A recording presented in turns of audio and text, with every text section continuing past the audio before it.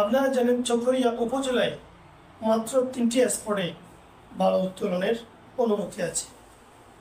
দুটি হচ্ছে হারবাং, উত্তর হারবাংয়ে, আরেকটি হচ্ছে কোনাখালী বাগবাজারা পয়েন্ট। সেখানেও কিন্তু একটি অনুমোদন নিয়ে বিভিন্ন আরও 4-5টি স্পট থেকে বালু উত্তোলন করা হয়। অনুমোদন নিয়ে এক স্পট থেকে কিন্তু উত্তোলন করা হয় 2-4টি স্পটেই। কিছু কিছু এলাকায় দেখা যায় কিছু নেতারা কেন বালু তোলা হচ্ছে এমন প্রশ্ন করা হলে তারা বলে আমরা ম্যানেজ করে এইসব উত্তোলন করছি। আবার কিছু কিছু জায়গায় বলে আমরা এসব অনুমতি নিয়ে আসছি।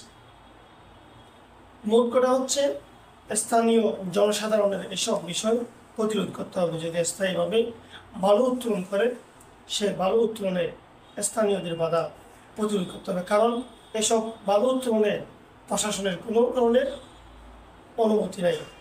অবৈধভাবে বালু উত্তোলন করা হয়। অবৈধ কাজে বাধা দিলে তাদের কোনো নৈতিক শক্তি থাকবে না। সুতরাং আমি বলবো যে স্পট থেকে যেখান থেকে অবৈধভাবে বালু উত্তোলন করা হচ্ছে সেই সব স্থানীয়দের বাধা দিতে হবে, প্রতিরোধ করে দিতে হবে।